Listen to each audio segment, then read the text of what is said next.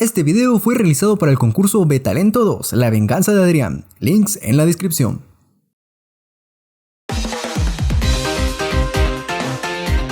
A lo largo de nuestra vida y en nuestro día a día, somos bombardeados constantemente de información. Desde ese anuncio callejero dirigido a viejitos a los que ya no se les para el pizarrín, anuncios que vemos en redes sociales e incluso los programas o videos que solemos ver por entretenimiento. Todo nos cuenta una historia. El storytelling, de la manera más común posible, se define como eso, contar una historia. Vale, yo sé que quieren una definición más wikipédica, si es que ese término existe. Así que entrando más en tecnicismos, el storytelling es la vía por la cual se cuenta una historia con un propósito definido, ya sea informar, motivar, vender, etc. Es una técnica presente de manera más evidente tanto en los medios de entretenimiento como en el marketing. A esto unamos si la historia va a ser de viva voz, un texto, una campaña publicitaria o incluso una película, entre la gran variedad de medios en los cuales puedes contar historias. El storytelling engloba las estrategias que se usarán para transmitir los distintos pensamientos y sentimientos que queremos evocar al receptor, así como los medios que se utilizarán a su favor. Si tuviera que dar ejemplos de media que he visto, pondría los cortos originales de La Pantera Rosa, las películas de Chaplin o alguno de los cortos de Pixar. ¿Qué tienen en común estos ejemplos? Pues que logran contar una historia totalmente entendible y entretenida sin necesidad de mediar palabras, con sus respectivas excepciones, utilizando como recurso únicamente expresiones faciales, corporales y música incidental que contribuye a la experiencia. Aunque esto es solo un minúsculo peldaño del storytelling, ya que los hay distintos medios por los cuales podemos expresar una idea o mensaje.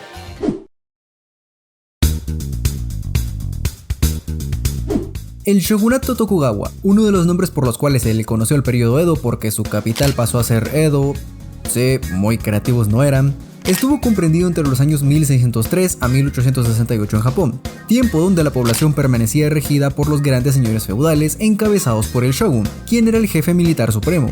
Durante este periodo, Japón se cerró al mundo exterior, que de hikikomoris ya venían desde antes de que fuera mainstream, prohibiendo el acceso y proliferación de los extranjeros con el temor de que estos desestabilizaran, entre un montón de comillas, al imperio, impidiendo dentro de varias cosas la adopción de elementos culturales ajenos a la propia.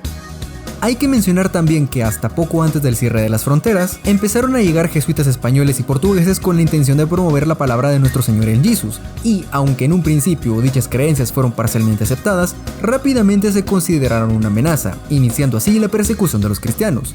Y con esto también podemos destacar una de las razones por las cuales el cristianismo está tan relegado en tierras niponas. Fue durante este periodo donde los medios de entretenimiento se volvieron accesibles al público general, porque ya saben, los pobres no tienen derecho a divertirse, y como en otras culturas, ciertos entretenimientos estaban destinados solamente a los altos rangos. Entre dichos entretenimientos estaban las peleas de sumo, el teatro kabuki, el famoso arte ukiyo-e, ya saben, la esposa del pescador, y desde luego lo que nos reúne aquí el día de hoy, el rakugo, que surge específicamente en este periodo.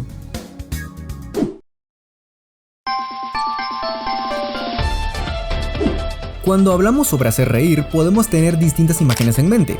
Muchos lo asocian a ver o ser partícipe de situaciones hilarantes, ver películas y series de comedia o el simple hecho de hacer el funny entre los amigos. El humor es increíblemente subjetivo y, como he mencionado antes, puede venir de distintos medios, lo que nos lleva a hablar sobre un antiguo arte japonés cuyo propósito es hacer reír a la gente. El rakugo, cuyo significado literal es historia con una caída, que se podría traducir como historia con un golpe o remate, es un espectáculo verbal que se basa en monólogos de carácter humorístico.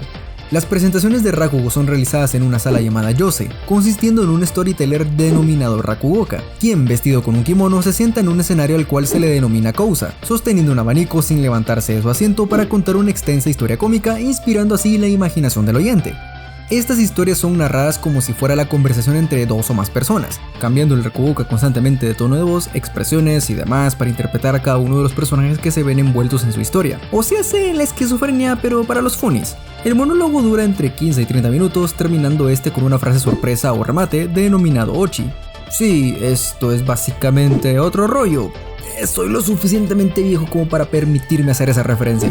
La profesora Noriko Watanabe de la Universidad de Baruch en Nueva York, quien ha dedicado sus estudios a la literatura y el storytelling japonés, describe el rakugo de esta forma. ¿Cuál sería el equivalente americano del rakugo? Una sitcom de una sola persona. Es arte verbal y entretenimiento humorístico al mismo tiempo. No es solo una serie de chistes en segmentos discretos, es una historia continua. El rakugo es interesante porque cuando piensas en la cultura japonesa, no piensas en el humor, y el rakugo se trata de humor. Y si buscan otro símil, es básicamente stand up, pero sentados. Máteme por favor. Como habré mencionado, los orígenes del Rakugo se remontan al periodo Edo, partiendo de los sermones de los sacerdotes budistas, los cuales eran historias sobre la vida, la realidad efímera, valores, etc. A partir de esto, los primeros artistas Rakugo parodiaban dichas historias alegóricas para aliviar a las personas de la dolorosa realidad riéndose de sí mismas. Mira tú, como los latinoamericanos riéndonos de nuestra inminente ruina. La tradición inició como entretenimiento callejero y con el tiempo empezaron a presentarse en las fiestas de los ricos y en teatros tipo vodevil, donde además del Rakugo se ofrecían espectáculos de magia y malabarismo. Sin mencionar que alrededor del siglo XVIII los primeros yose empezaron a cobrarle al público para poder ver espectáculos de Rakugo en Edo, que hoy día es Tokio, en Osaka y en Kioto. Cuando el Rakugo se apoderó de estas ciudades, desarrollaron sus propios estilos. El Rakugo al estilo de Edo todavía se realiza en Tokio, región de Kanto, mientras que la narración de Osaka, conocida como Kamigata Rakugo, se realiza en la región de Kansai. Cabe destacar que la escuela de Rakugo de Kioto se considera hoy día desaparecida. Estas presentaciones han cambiado muy poco desde el siglo XVIII, donde la libertad y espontaneidad del narrador le permite improvisar e incorporar jergas modernas para mantenerse actualizados, o se hace para estar con la chaviza. Las actuaciones de Rakugo aparecen a menudo en televisión y los Rakugokas modernos también se desempeñan en parte como actores, comediantes y presentadores de televisión. Cabe destacar también que en sus inicios y hasta hace muy poco, el Rakugo era únicamente llevado a cabo por hombres japoneses, pero actualmente tanto mujeres como extranjeros llevan a cabo el performance del Rakugo. Como en todo, hay niveles que definen la experiencia, habiendo 3 grados de Rakugoka. El Sensa, el grado más bajo y con el cual inician los discípulos.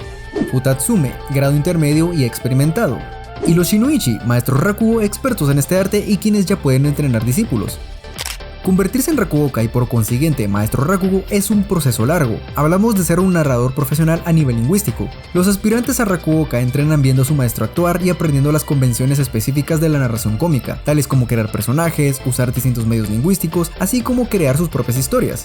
Lo interesante en el Rakugo es cómo los Rakugokas logran humor verbal, controlando la información que se transmite al público y cómo se construye el punchline o remate, todo aunado a los elementos culturales no verbales en la interpretación del humor.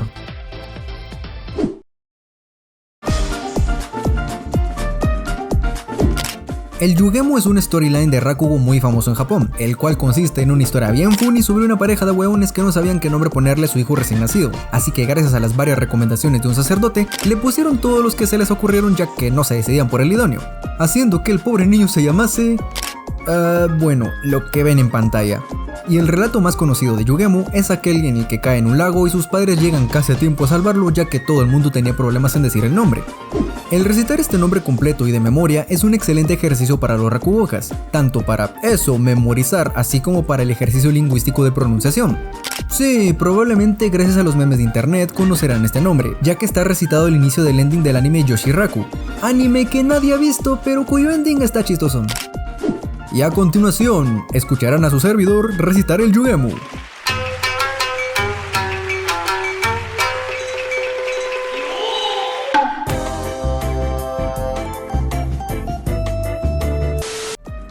Como pudimos ver, el humor es algo que puede surgir de distintas maneras, desde momentos banales con familiares y amigos hasta situaciones de represión y crisis social.